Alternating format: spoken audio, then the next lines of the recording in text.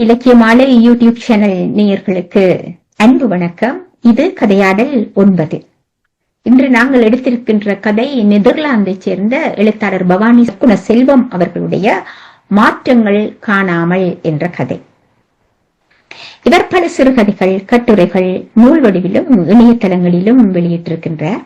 இவருடைய படைப்புகள் பல தளங்களிலே வெளிவருகின்றன. உளவியல் விமர்சன துறைகளில் கூடுதலாக ஈடுபாடுள்ளவராக இவர் காணுகின்றார். டச் மொழியிலும் ஆளுமை உள்ளவராக இவர் விளங்குகின்றார். சமுதாய சீர்குலைவுகளை ஒழித்து சாதி மத இன அரசியல் வேறுபாடற்ற சமத்துவமான உலகத்தை உருவாக்க வேண்டும் என்னும் நோக்கத்துடன் தன்னுடைய கதைகளிலே அவற்றை எல்லாவற்றையும் பதிவு செய்பவராக இருக்கின்றார். யதார்த்தங்களையும் அவர் கூடுதலாக எடுத்து காட்டுகின்ற மாதிரி அவருடைய கதைகள் எல்லாம் அமைந்திருக்கின்றது. அவருடைய அந்த கதையோடு தான் இன்று நாம் இணைந்திருக்கின்றோம். அவரை வணக்கத்தை தெரிவித்து அன்புடன் நான் வரவேற்கின்றேன். இங்கே என்னோடு சிறப்புரையாற்ற இப்போது வந்திருப்பவர் அன்புடன் ஆனந்தி என்று அழைக்கப்படுபவர் மெக்சிகனிலே இருந்து இணைந்திருக்கின்றார். இவர் ஒரு கவிதாயினி, எழுத்தாளர், இதழாசிரியர், தன்னார்வல தமிழ் ஆசிரியர், இதைவிட ஒரு தயாரிப்பாளர், கருத்தரங்கம், கவியரங்க தலைமை, இவற்றை விட பல கட்டுரைகளை எழுதியிருக்கின்றார். பட்டிமன்ற பேச்சுக்களுக்கு நடுவராக எல்லாம் விளங்கி இருக்கின்றார். கதை சொல்லி, தொகுப்பாளர், ஒருங்கிணைப்பாளர், நெறியாளர் என்று பல கடமைகளை ஈடுபட்டுக் கொண்டிருக்கின்றார். ஆனால் அவர் மெக்சிகனில் ஒரு அலுவலகத்தில் ஒரு பெரிய மேலாளராகத்தான் அவர் பணிபுரிகின்றார். ஆனாலும் இலக்கியத்தில் கூடுதலாக ஈடுபாடுடையவர் என்பதை எங்களுக்கு நன்கு தெரியும். நீங்கள் இணையத்திலே கண்டிருப்பீர்கள். அவர் பல நூல்கள் எழுதியிருக்கின்றார். 23 நூல்கள் எழுதியிருக்கின்றார். 18 நூல்களை தொகுத்திருக்கின்றார். அவரை நான் இன்றைய சிறுகதை கதையாடலுக்கிலே சிறப்பு உரையாளராக அதை எப்படி அவர் நோக்குகின்றார் என்பதை பார்ப்பதற்காக அழைத்திருக்கின்றேன். அவரை நான் அன்புடன் வணக்கத்தை தெரிவித்து வரவேற்கிறேன். அதோடு எங்களுடைய ரக்ஷனா ஷெர்ஃபிடீன் அவர்களும் இணைந்திருக்கின்றார். இவர் ஒரு உளவியலாளர், கவிஞர், ஓவியர், எழுத்தாளர் என்று பன்முக ஆற்றல் கொண்டவர். இந்த கதையாடல் மூலமாக சமூகத்துக்கு நல்ல பல செய்திகளை கூற வேண்டும் என்று கருத்துடன் தான் அவர் இங்கு தொழிற்பட்டுக் கொண்டிருக்கிறார். நாங்கள் மூவரும் தொடர்ந்து, நான் கலாநிதி ஜீவகுமரன், ரக்ஷனா ஷெர்ஃபிடீன் மூவரும் இணைந்து இந்த கதையாடல் நிகழ்ச்சியை தொடர்ந்து நடத்தி கொண்டிருக்கின்றோம். அவரையும் அன்புடன் நான் இப்போது வரவேற்கின்றேன். இப்போது நாங்கள் சிறப்பு விமர்சகர் வந்து ஏதோ சொல்லுவார் என்று எதிர்பார்த்து நானும் ஆவலுடன் காத்து அவரை அழைக்கின்றேன். கதையை சுருக்கமாக சொல்லிவிட்டு நீங்கள் தொடங்கலாம். அனைவருக்கும் என் அன்பின் வணக்கம். இந்த கதையாடல் நிகழ்வின் வழியாக உங்கள் அனைவரையும் சந்திப்பதில் மிக்க மகிழ்ச்சி. இந்த நிகழ்ச்சிக்கு ஏற்பாடு செய்து தொடர்ந்து நடத்தி கொண்டிருக்கக்கூடிய கௌசி அவர்களுக்கும், இந்த குறிப்பான இந்த கதையாடல் 9 இந்த நிகழ்ச்சியினுடைய எழுத்தாளர், இந்த சிறுகதையின் எழுத்தாளர் பவானி சர்க்குண செல்வம் அவர்களுக்கும், இப்பொழுது இணைந்திருக்கக்கூடிய ரக்ஷனா அவர்களுக்கும் என்னுடைய அன்பின் வணக்கம். மிக சிறப்பு. அதாவது அவங்க சொன்னாங்க, கதை சொல்லனே யாருக்குதான் கதை பிடிக்காது. சின்ன வயசுல இருந்து நம்ம கதை கேட்டு கதை சொல்லி இப்படியாக அப்படிப்பட்ட சூழ்நிலையில வளர்ந்தவங்க தான் நம்ம. இவங்க எழுதியிருக்கிற அந்த கதையினுடைய தலைப்பு மாற்றங்கள் காணாமல் அப்படின்னு சொல்லிட்டு எனக்கு உடனே ஞாபகம் வந்தது, இந்த கோச்சடையான் படத்துல மாற்றம் ஒன்றுதான் மாறாதது அப்படின்னு அந்த டயலாக் ஒண்ணு வரும். அது மாதிரி இவங்க என்ன மாற்றங்களை காணாமல் அவங்க என்ன தேடிட்டு இருக்காங்க அப்படி சொல்லி ஒவ்வொருவரும், அதுவும் குறிப்பாக புலம்பெயர்ந்து இருக்கக்கூடிய நம்ம எல்லாருமே எதையோ ஒன்ன எதிர்பார்த்துட்டு தான் இருப்போம், எதையோ ஒன்ன தேடிக்கிட்டு இருப்போம். இந்த கதையை நான் முதல்ல உங்களுக்கு சொல்றதுக்கு முன்னாடி சுருக்கமா சொல்லியிருக்காங்க கௌசி வேற. இது ஒரு அழகான ஒரு சூழல். ஒரு கதையினுடைய வெற்றின்னு பார்த்தா, அந்த கதைக்குள்ள போகும் பொழுது நம்ம அந்த கதாபாத்திரமா ஏதோ ஒரு பாத்திரமாக நம்ம மாறிடணும். இல்ல அந்த கதையை ஓட்டத்தோட நம்மளும் பின்னாடியே பயணிச்சுட்டே போகணும். இதுல கஜன் அப்படின்னு சொல்லக்கூடிய ஒரு இலங்கையில் இருக்கக்கூடிய அதாவது கிராமப்புற சூழல்ல பிறந்து வளர்ந்த ஒரு மாணவர். அவர் 20 ஆண்டுகளாக வெளிநாடுகளுக்கெல்லாம் பயணம் செய்து அவர்களுடைய கிராமப்புற சூழல்ல ரொம்ப ஒரு வறுமை கோட்டின் கீழே இருக்கக்கூடிய ஒருவர். அந்த 20 வருடங்கள் கடுமையான உழைப்பு, நல்ல உழைச்சு அவங்க வந்து பெரிய ஒரு என்ன சொல்றது, படிப்புல எந்த லெவல் இல்லைன்னு சொல்லாத அளவுக்கு அவங்க உயர்ந்து நிக்கிறாங்க. அவரை வந்து அவங்க பேராசிரியர் எடுத்த காட்சியுடைய முதல் காட்சியை அவங்க அப்படிதான் கட்டமைப்பு பண்ணிருக்கிறாங்க. பேராசிரியர் வந்து கஜனை கூப்பிட்டு, நீங்க எழுதியிருக்கிற அந்த ப்ராஜெக்ட் வந்து ரொம்ப நல்லா இருக்கு, ஆனா என்னுடையது உன்னுடையது வேற மாதிரி இருக்கு, இதுல கண்டிப்பா உனக்கு வெற்றி கிடைக்கும்னா நீ பண்ணுன்னு. ஏன்னா இந்த இடத்துல நான் ஒரு விஷயத்த பார்த்தேன். பேராசிரியர்கள் வந்து பொதுவாக மாணவர்களை வந்து ஊக்கப்படுத்துறது, ரிசர்ச் பண்ற மாணவர்கள் எல்லாம் பாத்தீங்கன்னா PhD அந்த வாங்குறதுக்காக அவங்க பின்னாடியே வருஷக்கணக்கா அலைவாங்க.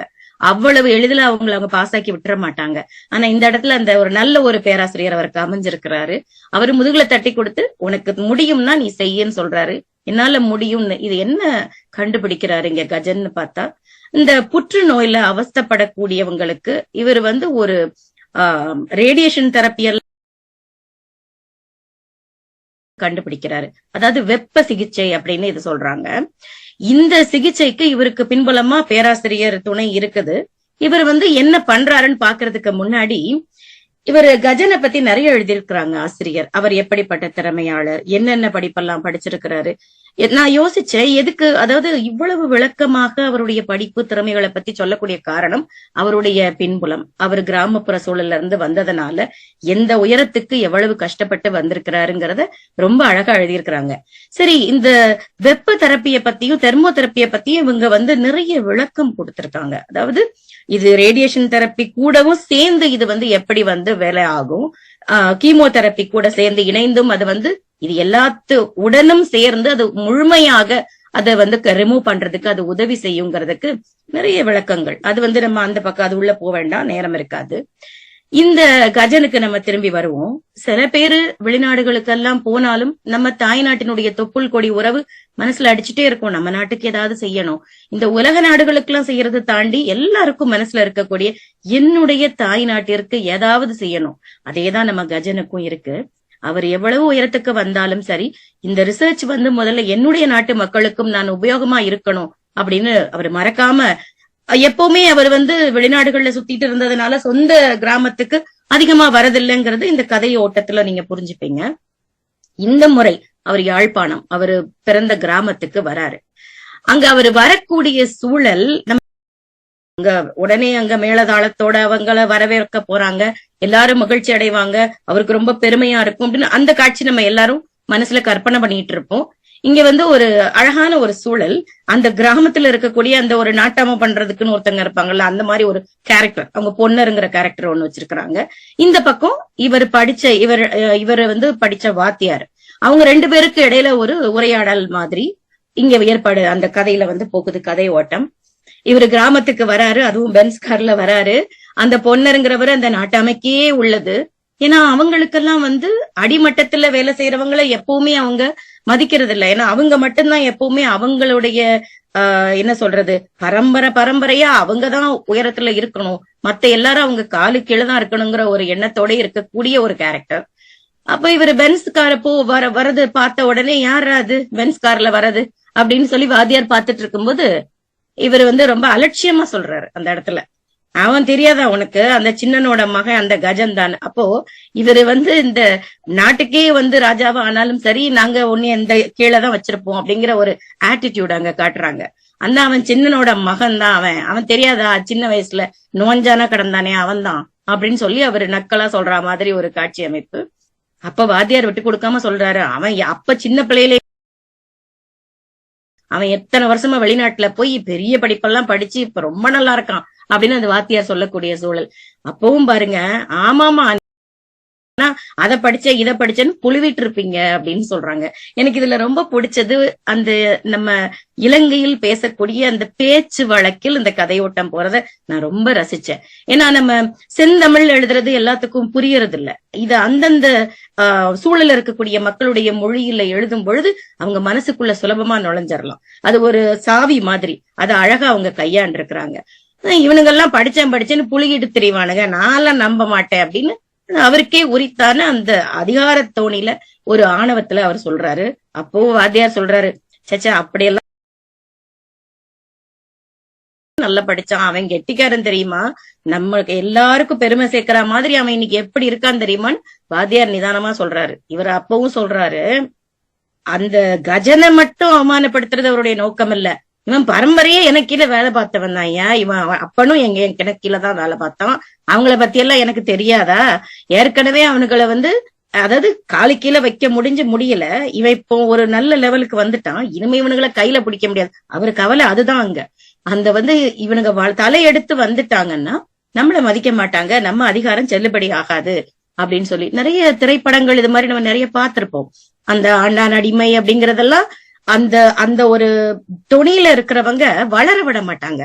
ஏன்னா அதாவது ஒரு உதவி போய் கேட்டு நிக்கிறாங்கன்னு நிறைய திரைப்படங்கள்ல காட்டியிருப்பாங்க. ஐயா என் பையன் நல்லா படிச்சிருக்கான், அது மாநிலத்திலேயே முதல் மதிப்பெண் வாங்கியிருக்கான், அவன் போய் ஒரு வெளியூர்ல படிக்கலான்னு நினைக்கிறான், உதவி செய்யுங்கன்னா ஒண்ணு உதவியும் செய்ய மாட்டாங்க. இவங்களா ஒரு நிலத்தை வச்சு வெளியே போய் வேலை பார்க்கலாம் இல்ல படிக்கலான்னு போனா கூட அனுப்ப மாட்டாங்க. யார கேட்டு உன் மகனை நீ டாக்டருக்கு படிக்க வைக்கணும்னு நினைக்கிற, இல்ல யார கேட்டு இந்த என்ன படிப்புன்னு முதல்ல அந்த முதல் அடியிலேயே இந்த முளையில கிள்றதுன்னு சொல்லுவாங்க, அந்த மாதிரி கிள்ளிருவாங்க.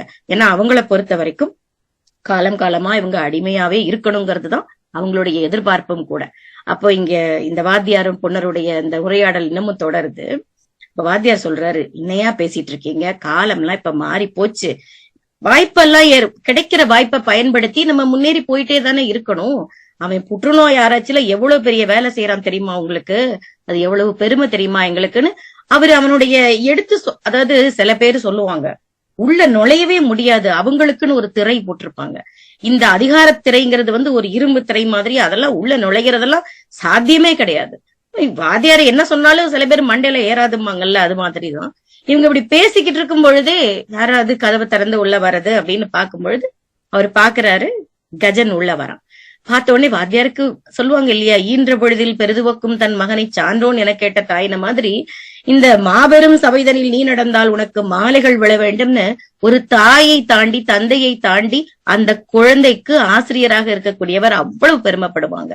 அதாவது நல்ல ஆசிரியராக இருப்பவர்கள் அவங்க அவர் பாக்குறாரு அவனை, வா உனக்கு ஆயுசு 100பா, உன்னை பத்தி தாயா பேசிக்கிட்டு இருந்தோம் அப்படின்னு அவனை கட்டி பிடிச்சுக்கிறாரு. சார் நான் உங்களை பார்க்கதான் வீட்டுக்கு போனேன், நீங்க இங்க இருக்கிறதா கேள்விப்பட்டு வந்தேன். அப்பவும் பாருங்க உள்ள பொன்னர் இடையில சொல்றாரு, ஓஹோ அப்ப நீ என்ன பார்க்க வரல, அவருக்கு என்ன நான் அதிகாரத்துல இருக்கேன், நீ என்ன பார்க்க வராம உன் வாத்தியார பார்க்க வந்தேன்னு சொல்றது அவருக்கு அது ஒரு அவமானம் இல்லையா, அது சொல்றாரு. சரி இவங்களுக்கு இடையில இது ஒரு நம்ம சொல்லுவோம் இல்லையா ஸ்மூத் பண்ற மாதிரி பேசுறதுக்கு இவரு வாத்தியார் உடனே குறுக்க, அதெல்லாம் இருக்கட்டும் பாரு என்ன விஷயமா வந்திருக்கப்பான்னு கேக்குறாரு. இப்ப நடந்ததெல்லாம் சொல்றான். இந்த மாதிரி நான் ஆராய்ச்சி பண்ணிக்கிட்டு இருக்கேங்க ஐயா, நம்ம ஊருக்கும் நம்ம பிரயோஜனமா இருக்கும்னு நான் இதெல்லாம் பண்ணலாம்னு நினைச்சிட்டு இருக்கேன் வச்சிட்டு இருக்கேன் எல்லாம் சொல்றான். அப்போ அவருக்கு சில விளக்கங்கள்லாம் அவன் கொடுக்கறான். அந்த கதை ஓட்டம் நான் அந்த இடத்துல நான் யோசிச்சேன், சொல்வதை திரும்ப சொல்லல் சில நேரத்துல அவசியமாகவும் இருக்கும், அதே சமயத்துல இவங்க மேலேயே நிறைய விளக்கம் கொடுத்துட்டாங்க. அதாவது இவங்க தெர்மோதெரப்பினா என்ன, அது கீமோதெரப்பி கூட ரேடியோ அந்த எல்லா தெரப்பி கூட எப்படி வேலை செய்யும் எல்லா விளக்கமும் மேலே சொல்லியாச்சு. இப்ப இந்த வாத்தியாரும் அதே விளக்கத்தை கொடுக்குற மாதிரி அதே இது நிறைய திரும்ப வந்திருக்கிறத அவாய்ட் பண்ணிருக்கலாமோன்னு நினைச்சேன். ஏன்னா அந்த கதை ஓட்டத்துல நம்ம உள்ள போய்கிட்டு இருக்கும்போது கொஞ்சம் ஒரு அப்படி திசை மாதிரி போற மாதிரி இருந்தது எனக்கு. அப்ப அவன் சொல்றாரு வாத்தியாரு, அவன் இந்த கேட்ட கேள்விக்கெல்லாம் இவன் நிறைய விளக்கம் சொல்லிக்கிட்டு இருக்கான். அவரு எல்லாம் கேட்டுட்டு உனக்கு என்னப்பா நீ கெட்டிக்கார, அதனால எனக்கு ரொம்ப பெருமையா இருக்குன்னு எல்லாமும் அவரும் கேட்டுக்கிறாரு.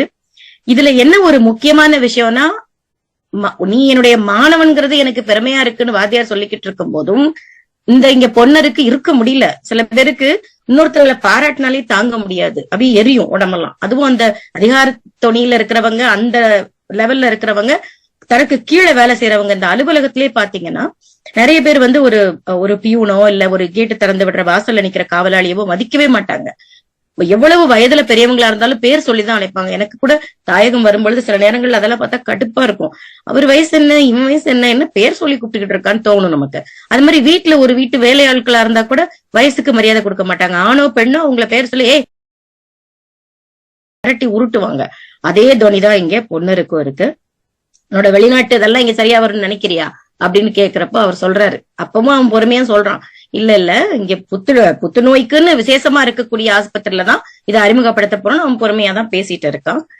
உடனே அதுக்கு ஒரு நக்கலு, பரவாயில்ல பரவாயில்ல, உனக்கு கொஞ்சம் மூளையாவது இருக்கு, அதாவது உனக்கு உனக்கு கொஞ்சம் மூளை இருக்கு, உங்க அப்பனுக்கு அதெல்லாம் ஒண்ணுமே கிடையாது, அவன் சரியான மக்கு பையன்னு சொல்லிட்டு அவங்க அப்பா ஒரு சூழல்ல நான் உரம் கொடுத்து வயக்காட்டுல போய் மிளகாய்க்கு போட சொன்னா அவன் முட்டாள் பைய எல்லாத்துக்கும் போட்டு அந்த கன்றுகள் எல்லாம் சாகடிச்சிட்டான். எனக்கு வந்த கோவத்துக்கு அவனை அந்த வேப்பந்தடி எடுத்து அடி வெளுத்துட்டேன், 10 நாளா படுத்த படுக்கையில கிடந்தான்னு இதை ஒரு பெருமையா நினைச்சு சொல்லிட்டு இருக்காரு. இவனுக்கு சுருக்குன்னு இருக்கு. அப்பதான் யோசிக்கிறான். இப்ப நான் சொன்ன மாதிரி 20 வருஷம் வெளிநாடுகள்லாம் பயணம் பண்ணிட்டு வந்தவன். அப்ப 10 வயசுல அவன் சொந்த ஊர்ல இருந்து போயிருக்கான் வெளியில. அப்ப அவன் யோசிக்கிறான், 10 வயசா இருக்கும் பொழுது நம்ம அப்பா படுத்த படுக்கையா கொஞ்ச நாள் இருந்தப்ப அம்மா எங்க கிட்ட சின்ன குழந்தைங்கிட்ட போய் என்ன சொல்ல முடியும்? அப்போ இதுதான் காரணமா அப்படின்னு அவனுக்கு சுருக்குன்னு இருக்கு. இப்ப இந்த ஆளுதான் இவ்வளவுக்கும் காரணம்னு அந்த காயங்கள் நான் எத்தனையோ வருடங்கள் கடந்து வந்திருக்கேன். சொல்லுவாங்க இல்லையா, தீயினால் சுட்ட புண் உள்ளாறு மாறாதே, நாவினால் சுட்ட வடு. இந்த மாதிரி இவன் மறக்க நினைச்சதெல்லாம் வடு மாதிரி அவனுக்கு கிளறி விட்ட மாதிரி இருக்கு திரும்பவும். எங்க அப்பா எங்களை படிக்க வைக்கிறதுக்கு அப்ப என்ன இந்த மாதிரி ஆளுங்க கிட்ட எல்லாம் கஷ்டப்பட்டு அடி வாங்கி மிதி வாங்கிதான் எங்களை படிக்க வச்சிருக்கிறாருன்னு அவனுக்கு அப்படியே சுருக்குன்னு இருக்கு. அப்பதான் யோசிக்கிறான், எல்லா நாடுகளுக்கு எத்தனையோ நாடுகளுக்கு நான் பயணம் பண்ணிருக்கேன்,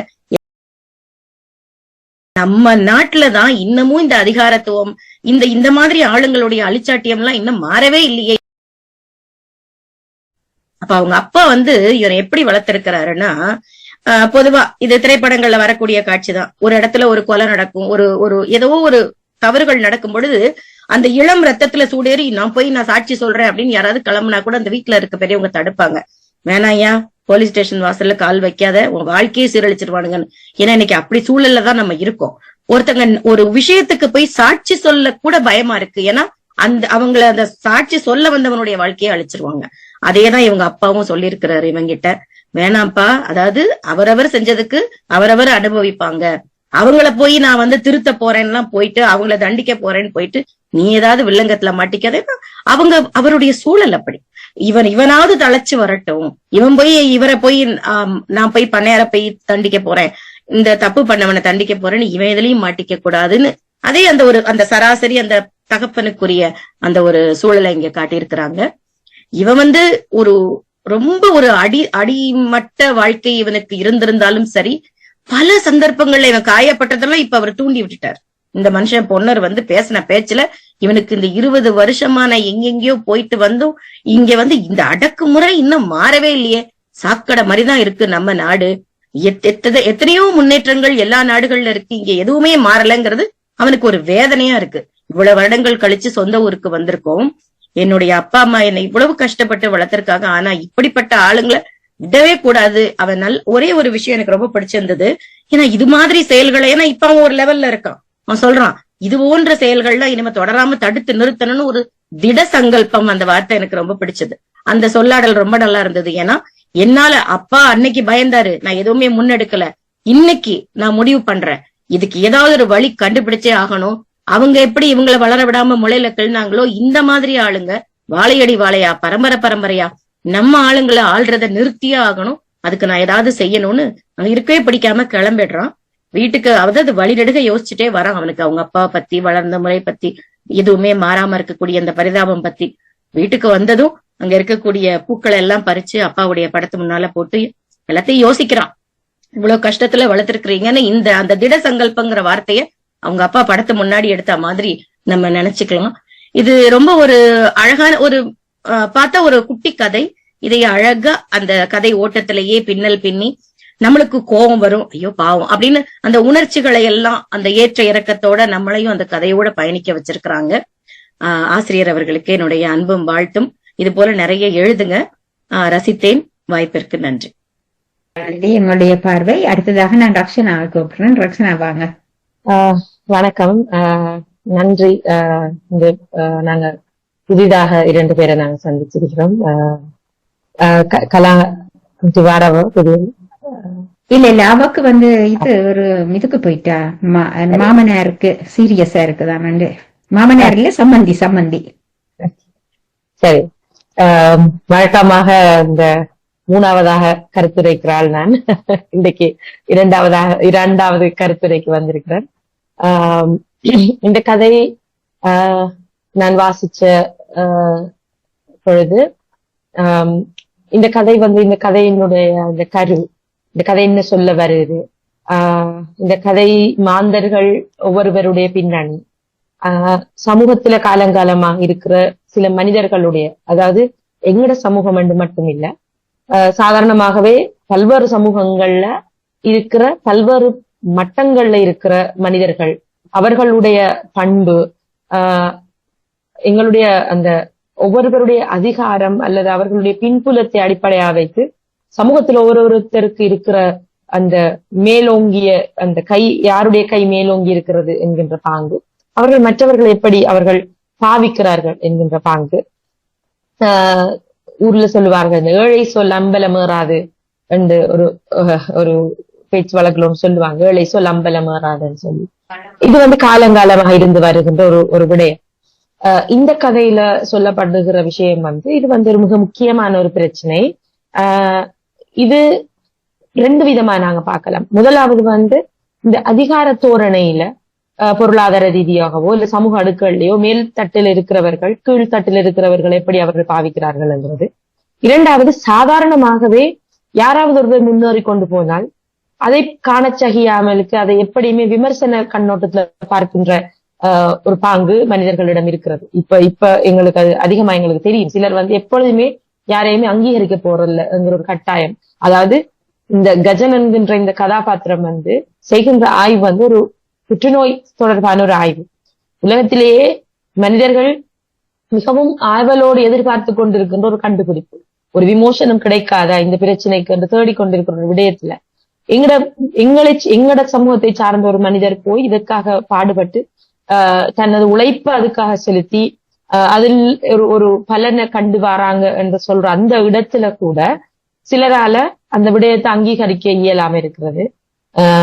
அத அவங்க ஒரு மாற்றுக்கண் கொண்டு பார்க்கின்ற ஒரு நிலைமை இருக்கிறது என்கிறது ஒரு துர்ப்பாக்கியமான நிலை.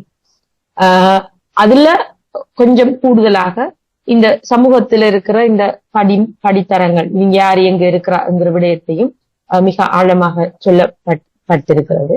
அதே நேரம் இந்த ஆசிரியர்கள், இந்த ஆசிரியர் மாணவர்களுக்குள்ள உறவு, அடுத்தது கல்வி கற்றவர்களும் கல்வி கற்காதவர்களுக்கும் இடையில இருக்கிற வேறுபாடு, இப்படி நிறைய விஷயங்கள் இதுல தொட்டு காட்டப்பட்டு வருது. ஒரு சிறுகதையாக எனக்கு இந்த சிறுகதையில சில விமர்சனங்கள் இருக்கின்றன. அதாவது மிக முக்கியமானது, நான் அவசரமாக முடிக்க தலைப்படுகிறேன்.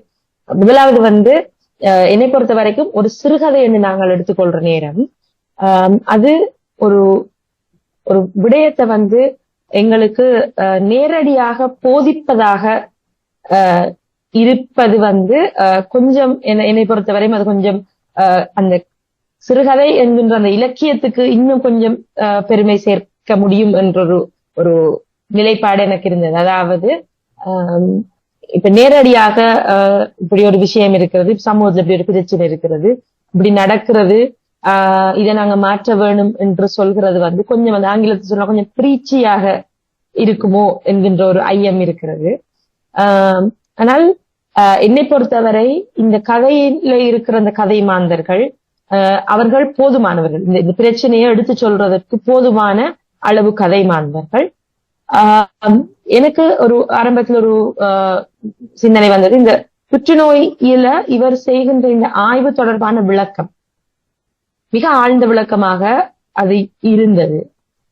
நான் அதை எப்படி அந்த ஆரம்பத்திலேயே அந்த கதையை தொடங்குற நேரமே நான் அதை எப்படி கண்ணோட்டம் கொண்டு வந்ததுன்னு சொன்னேன், இந்த கதை இது தொடர்பாக இப்படியே நகர போகிறது என்றுதான் நான் நினைச்சிட்டேன். இந்த கதை இப்படியான இந்த ஒரு சமூகத்தில் இருக்கிற இப்படியான ஏற்றத்தாழ்வு தொடர்பான ஒரு பிரச்சனை இந்த கதை பேச போகிறது என்கிற இடத்துக்கு அந்த கதை ஆரம்பத்திலேயே வரலையோ என்று நான் யோசிச்சேன். ஏன்னா திடீரென்று வர மாதிரி ஒரு எண்ணம் எனக்கு இருந்தது.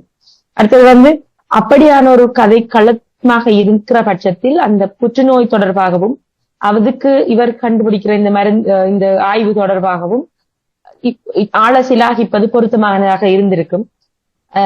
ஆனால் இந்த பின்னுக்கு வருகிற இந்த கதையோடு நாங்கள் ஒப்பு நோக்கிற பொழுது அங்க கொஞ்சம் அதை கொஞ்சம் குறைத்து இந்த சமூகத்தில் இருக்கிற இந்த ஏற்றத்தாழ்வு தொடர்பான ஒரு பீடிகையை ஒரு மாற்று வழியில, அதாவது நேரடியாக இல்லாமலுக்கு ஒரு மறைமுகமாக சொல்லி இருக்கலாமோ. ஏனென்று சொல்ல இந்த வாசகர்கள் வந்து அதற்கு நாங்கள் ஆயத்தமாக இருந்திருப்போம் என்ற ஒரு எண்ணம் எனக்கு இருந்தது. அப்படி இருந்திருந்தால் ஒருவேளை இந்த கதை ஏற்கனவே சாதாரணமாக இந்த கதையை வாசிக்கின்ற பொழுது எங்களுக்கு இது தொடர்பான ஒரு ஏக்கம், இந்த பிரச்சனைகள் தொடர்பான ஒரு ஆதங்கம், ஒரு பச்சாதாபம் எல்லாமே எங்களுக்குள்ள ஏற்படுகிறது. ஆனாலும் இந்த கதைக்குரிய இந்த களம் தொடர்பான மேலதிக கூடுதல் தகவல்களை இப்ப கஜன் வந்து நாட்டுக்குள்ள வாரதுல இருந்து தொடங்கி இருந்தால் வந்து இந்த ஊர்ல இருக்கிற சில விடயங்கள் அவர் கண்ணுற்று பார்க்கிற மாதிரியும், இல்ல அவருடைய பழைய வாழ்க்கையில ஏற்பட்ட விடயங்கள், இந்த தந்தை இவர்களால துன்புறுத்தப்பட்ட விடயத்தை கூட கஜன் வந்து அவர் அந்த பொன்னர் வந்து சொன்னதுக்கு பிறகு கஜன் சிந்தித்து பார்க்கிறார். ஓ, எனது தந்தைக்கு இப்படி நடந்தது வந்து இவர் சொன்னதுதானோ என்று கஜன் யோசிக்கிறார். ஒருவேளை நாங்க ஆரம்பத்திலேயே இந்த கஜன் அவருடைய பழைய நினைவுகள்ல ஏதோ ஒரு விடயத்துல இந்த தந்தைக்கு இப்படி நடந்த ஒரு விஷயத்த தொட்டு காட்டியிருந்தார், ஏனென்று காரணம் தெரியாது, தொட்டு காட்டிட்டு பின்னுக்கு பொன்னர் சொல்கிற நேரம் ஓ இதுதானோ அது என்று சொல்ற மாதிரி இருந்திருந்தால் கூட எங்களுக்கு வந்து ஒரு இந்த திடீரென்று நாங்கள் அந்த இந்த தலைப்புக்குள்ள அப்படியே வந்து இறங்காமல் கொஞ்சம் நாங்கள் ஒரு படி நிலையில அப்படி வர்றது நேரம் எங்களுடைய சிந்தனையும் அதற்கான ஒரு தயார் நிலையிலையும் அடுத்தது நாங்கள் இந்த கதையில் கஜனோடு பயணித்திருப்போம், நாங்கள் எங்களை கஜனாக உணர்ந்திருப்போம் என்று நான் நினைக்கிறேன். என்னடா அப்பொழுது எங்களுக்கு இன்னும் கஜனுடைய அந்த வலி இன்னும் கூடுதலாக எங்களை ஆட்கொண்டிருக்கும். இப்ப இதுல வந்து நாங்க அந்த ஆசிரியரும் பொன்னரும் பேசிக்கொண்டிருக்கிற அந்த மர நிழல்ல நாங்க ஒரு மூணாவது மனிதராக கஜன் வாரதுக்கு முதலே நாங்க அப்படியே வந்து அமர்ந்து நாங்க பார்த்து கொண்டிருப்பதாக ஒரு எண்ணம் இருக்கு.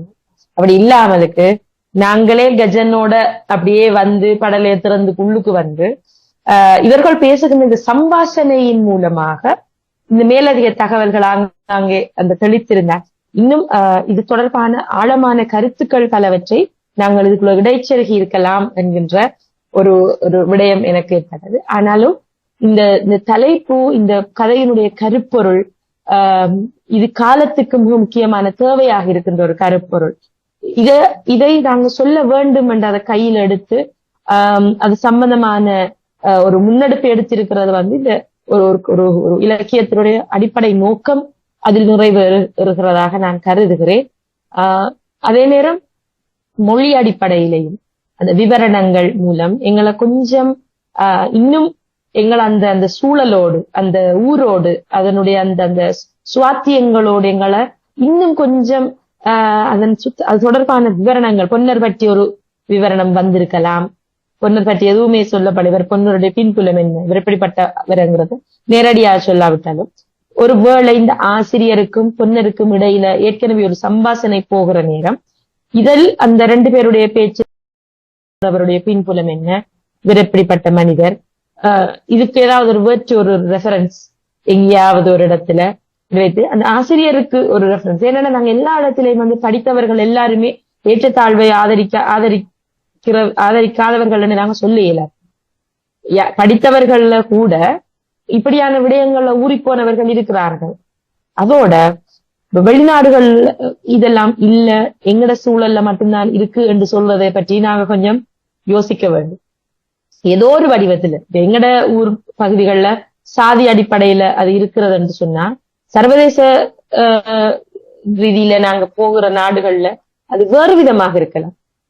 வெள்ளையர்கள் கருப்பர்கள் என்று இருக்கலாம், இல்லாட்டி புலம்பெயர்ந்தவர்கள் நேட்டிவ்ஸ் என்று இருக்கலாம். அப்படி ஏற்றத்தாழ்வு என்கிறது வந்து குடும்பங்களுக்குள்ளேயே இருக்கிறது, சகோதரர்களுக்குள்ளேயே இருக்கிறது, அது சாதி அடிப்படையில உள்ளதான் இருக்கு. அப்ப நாங்க அப்படி சொல்ற நேரம் நாங்க இந்த சாதி ரீதியான இந்த பிரச்சனைகளை இல்லாட்டி பொருளாதார ரீதியாக இருக்கிற ஏற்றத்தாழ்வுகளை நாங்க எங்கட சமூகத்துல மட்டும்தான் அப்படி ஒன்று இருக்கு என்று சொல்லி அதை நாங்க கொஞ்சம் பயசா பாக்குறோமோ என்ற ஒரு எண்ணம் வரக்கூடும் வாசிக்கிறவர்களுக்கு, தெரியாதவர்களுக்கு. இப்ப இலங்கையில நாங்க இருக்கிறதால இல்லாட்டி ஒரு இந்தியாவுல ஒரு தென்னிந்திய சமூகத்துல நடக்கிற ஒரு விஷயமா இருந்தா அந்த சமூகத்தை சேர்ந்தவர்களுக்கு அது பற்றிய புரிதல் இருந்திருக்கும். ஆனால் இப்ப வெளியில இருக்கிற ஒருத்தருக்கு, இப்ப நான் உதாரணமா ஒரு ஐக்கிய ராஜ்யத்துல இருக்கிறேன்னு சொன்னா எனக்கு வந்து தமிழகத்துல இருக்கிற ஏதோ ஒரு கடைக்கோடியில இருக்கிற ஒரு ஊர்ல உள்ள வழக்கங்கள் எனக்கு தெரியறதுக்கு வாய்ப்பு இல்லை.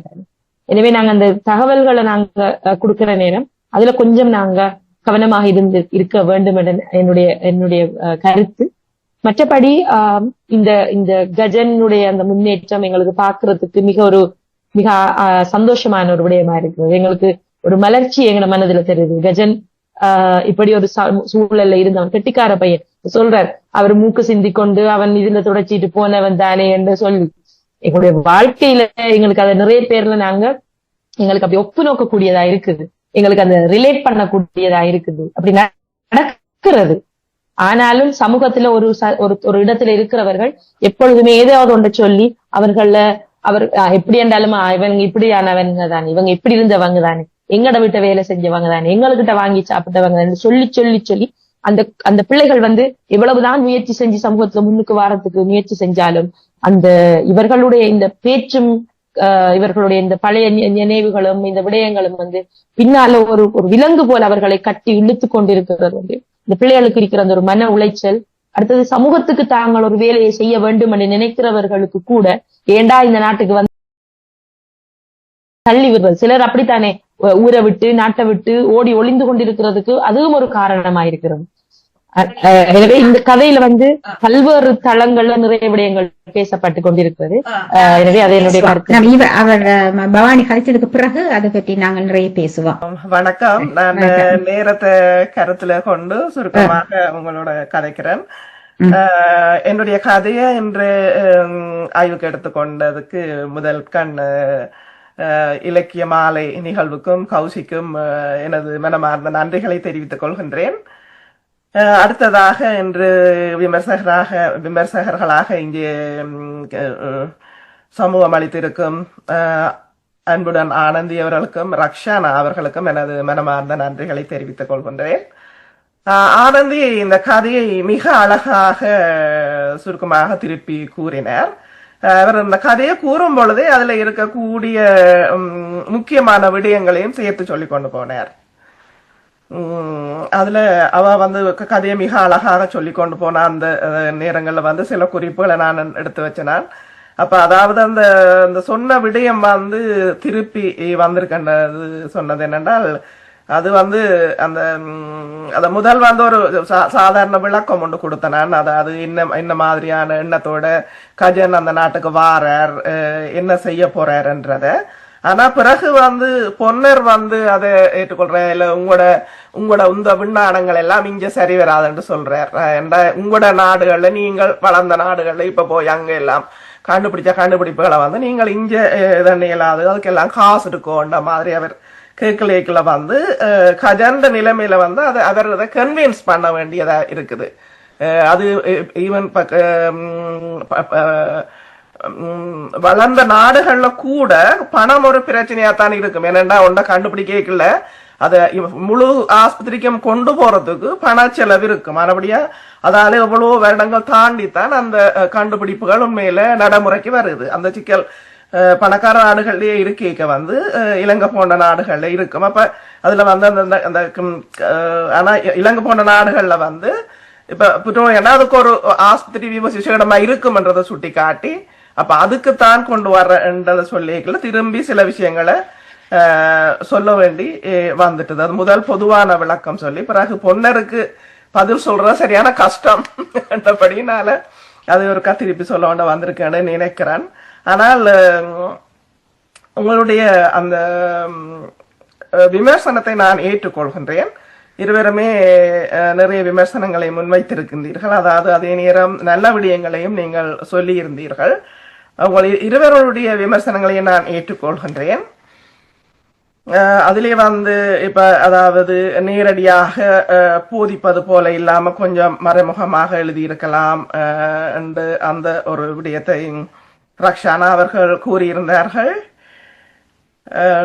அதாவது அது பற்றின ஆழ்ந்த விளக்கம், அதாவது ஆரம்பத்தை வேற மாதிரி செய்திருக்கலாமா என்றது. ஆனா இதுல இந்த சிறுகதை என்றது நானும் கற்றுக்கொண்டிருக்கிற ஒரு விஷயம்தான். எனக்கும் நிறைய கேள்விகள் இன்னும் இருக்குது. ஏனென்றால் இப்ப போட்டிகளா இருக்கலாம் அல்லது இப்படியான விமர்சனமா இருக்கலாம். ஈவன் இந்தியாவுக்கும் இலங்கைக்கும் இடையிலேயே அந்த அளவுகோள்கள் என்றது நிறைய வித்தியாசப்பட்டது. ஒவ்வொருத்தரும் ஒவ்வொரு விதமான அளவுகோல்களை வச்சிருக்கிறாங்க. நீங்க ஏன் இப்ப எது குறுங்கதை எது சிறுகதைன்றதுக்கு இடையிலேயே நிறைய வித்தியாசம் இருக்குது. எத்தனை சொற்களை உள்ளடக்கி இருக்கணும் ஒரு சிறுகதை. குறுங்கதைண்டா இப்ப என்ன மாதிரி இலங்கையில சில பேர் 800 சொல்ல எழுதினாலும் அதை குறுங்கதைன்றாங்க. ஆனா இந்தியாவில 300 சொல்லிலையும் அது போட்டியெல்லாம் வைக்கிறாங்க. அப்ப நிறைய வித்தியாசங்கள் இருக்கும். மேல சிறுகதைன்றது கொஞ்சம் தொடர்ச்சியான ஒரு படிப்பாகத்தான் இருக்கும் போல இருக்குது. ஏன்னா நான் கட்டுரைகளை இலகுவாக எழுதி ஓரளவுக்கு நான் வந்துட்டேன் கட்டுரை எழுத்தாளராக. ஆனா சிறுகதை என்பது உண்மையிலேயே தொடர்ந்து கற்றுக்கொண்டு இருக்கிற ஒரு விஷயமா தான் நான் பாக்குறேன். ஆனால் எனக்கு இன்னொரு கதைக்கு பரிசல் கிடைத்தது. அதுவும் இப்படித்தான். நான் வேற இப்ப அந்த பெண் ஒரு பெண். ஆனா வாசகர்கள் எல்லாரும் நினைச்சதா ஒரு குழந்தை என்று. அவர் குழந்தை என்றுதான் நினைச்சு வாசிச்சோண்டு போய் நான் அரவாசிலாம் தெரியும். இவ ஒரு பெண். ஆனா அவருக்கு நுண்மதி திறன் குறைந்த பெண் என்றது தெரிய வரும் பிறகுதான். அப்ப அதுவும் நான் அதுக்காக அது எனக்கு ஒரு பரிசு தந்திருந்தேன். என்னன்னா அது ஒரு சரியா பார்த்தேன். அதாவது ஒரு த்ரில்லா இருந்தது. எங்களுக்கு எதிர்பார்க்கல, எங்களுக்கு திடீரென்று தான் தெரியுது அவ ஒரு பெரிய பெண் அந்த மாதிரியான இருந்தது. ஆனபடி அதை இப்ப நீங்க நேரடியாக இதன்றிருக்கலாம் அல்லது வேறு எண்ணத்தை கொண்டாம வேற மாதிரி தொடங்கி இருக்கலாம்ன்றது. ஆனா நான் கூட இப்படி ஒரு அதாவது அந்த பாயிண்ட ஆனந்தி அதை வடிவா சுட்டி காட்டியிருந்தா. அதாவது என்னதான் செய்தாலும் இவர் ஒரு முக்கியமான ஒரு வேலையை செய்யறாரு. என்ன இப்போ ஒரு பிசினஸ் மேனா ஒரு ஆள் திரும்பி ஊருக்கு வாரத்துக்கும் இந்த பிள்ளை வரைக்கும் எப்படியும் என்னதான் உங்களுக்கு தராதரம் இவ்வளவுதான் நீங்க ஆதிக்க பெரம்பேர் இருந்தாலும் ஒரு சின்ன மதிப்பு கட்டாயம் கொடுத்துட்டு போகணும். என்னடா ஒரு உயிர்காப்பு பணி என்ன இந்த காலத்துல வந்தது ஒரு துடிச்சு எத்தனை பேர் இறந்து கொண்டு இருக்கிற ஒரு நோய்க்கு இவ்வளவு கஷ்டப்பட்டுதன்ற ஒருதனுக்கு இவங்க மதிப்பு கொடுக்காட்டி என்ன சமுதாயம்ன்றது அந்த கன்ட்ராஸ்ட தான் அதுல காட்டி இருக்குது. அதாலதான் கூட அப்படி தொடங்கிட்டு கொண்டு வர அந்த கன்ட்ராஸ்ட் இருக்கணும். இவைக்கு கூட இதுதான் நிலைமை. நீங்க என்னத்தான் செய்தாலும் சில பேருக்கு அதை மதிக்கவோ இதென்னவோ தெரியாதுன்றதை காட்டுறதுக்காக தான் அப்படி தொடங்கி எழுதி கொண்டு வந்தனா. ஆனா சில கதை கருக்களை கொண்டு வைக்க நீங்க சொல்ற விளக்கம் சரி. அந்த வேற மாதிரி தொடங்கி வேற மாதிரி எழுதி கொண்டு வரலாம்ன்றது. ஆனா நான் இப்படி தொடங்கினதுக்கு காரணம் இதுதான். கொஞ்சம் த்ரில்லா இருக்கணும்ன்றதே அந்த கன்ட்ராஸ்ட காட்டணும். என்னதான் செய்தாலும் சில பேரை திருத்த இயலாதுன்றது. தலைப்பும் அதான என்ன மாற்றங்கள் காணாமல்ன்றது. வேற வேற பெருசா இதுல ஒன்னும் சொல்றதுக்கு இல்லை. ஆனா நீங்க இந்த கதைய சிரத்தையோட வடிவாக வாசிச்சிருக்கிறீங்களா, எனக்கு பெரிய சந்தோஷமா இருந்தது. அப்படியே அத்துவர் ஆணி வரையா கலட்டி போட்டு அதை ஆய்வு செய்து அதை பற்றி நீங்க விமர்சனம் செய்தது எனக்கு சரியான சந்தோஷமா இருக்குது. மன்னிச்சு கொள்ளணும். எனக்கு தொடர்ந்து இருந்து மிச்சத்தையும் கேட்கத்தான் விருப்பமான பிறகு அவ ரெக்கார்ட் பண்ணிட்டு போடுவாதானே நான் கேட்டுக்கொள்றேன். மன்னிக்கணும். நான் அவசரமா வெளியால போகணும். எனக்கு ஒரு நேரம் குறிச்சு ஒரு இது இருக்குது. இல்லாட்டி கொஞ்சம் பிந்தி போகலாம்னா நிச்சயமா இருந்திருப்பேன். போக வேண்டியிருக்கேன். நீங்க அப்படியே தொடர்ந்து நீங்க கதையை பற்றி நான் அதை நிச்சயமா கேட்பேன். ஆனா உங்களுடைய விமர்சனங்கள் எல்லாம் ஏற்றுக்கொள்ளக்கூடிய மாதிரி நல்லா இருந்தது. நல்ல கருத்துக்களை சொல்லியிருந்தேன். நீங்க இப்படி என்ன போல இப்ப தொடர்ந்து எழுதி கொண்டு இருக்கிற ஆளுக்கு அது இந்த மாதிரியான நிகழ்வுகள் மிகவும் ஆக்கப்பூர்வமாக இருக்கும் என்றதுல எந்த சந்தேகமும் இல்லை. நீங்க தொடர்ந்து இந்த நிகழ்வை நடத்துங்கோ, செய்யுங்கோ, விமர்சனங்களை செய்யுங்கோ. சில நேரம் இன்னும் கொஞ்ச நாளைக்கு பிறகு என்னுடைய இன்னொரு கதை வரக்கூடும். ஓகே, உங்கள் 3 பேருக்கும் எனது மனமார்ந்த நன்றிகளை கூறி விடைபெறுகிறேன். நன்றி. வாழ்த்துக்கள். நன்றி. இந்த கதையை தந்ததுக்கும் எங்களுக்கு மிக்க நன்றி. இப்ப என்னுடைய கருத்தையும் நான் சொல்லிட்டு பிறகு பேசலாம் இருக்கேன். இந்த சிறுகதை எப்படி என்றால் ஒரு புலம்பெயர்ந்த சாதனை படைத்த ஒரு இளைஞன் தன்னுடைய வேர்களை தேடி அங்க அவன் எதிர்கொள்கின்ற கசப்பான யதார்த்தங்களை மையமாக கொண்டுதான் இந்த கதை அமைஞ்சிருக்குது. இதுல இந்த முக்கியமான கருப்பொருள் அறிவியல் வளர்ச்சிக்கு எதிரான பிற்போக்குத்தனம். இதுதான் இந்த மனசுல பட்டது. அறிவியல் வளர்ச்சிக்கு சிலர் இருக்கிறாங்க கிராமத்திலே. அதை எப்படித்தான் அது சிறப்பாக இருந்தாலும் அது ஏற்றுக்கொள்ளாதனம். ஏன் நாங்க மஞ்சளை கரைச்சி குடிக்கலாம் தானே என்று சொல்லுவாங்க நல்ல ஒரு மருந்தை கொடுக்கிற நேரத்துல. அதனால சில விஷயங்களை ஏற்றுக்கொள்ளாத தன்மை, அதுதான் அந்த பொன்னர் என்ற கதாபாத்திரம். இப்ப ஒரு கிராமத்தில பிறந்து வளர்ந்தவர்களுடைய மனநிலை எப்படி அந்த மாறுபடுகிறது. அந்த இந்த கஜன் வந்து அங்க போய் அவர் படித்து அவருடைய மனநிலை எவ்வளவு பக்குவப்பட்ட ஒரு மனநிலையாக அது வந்திருக்கின்றது என்பதையும் நாங்கள் இந்த கதையில காண்றோம்.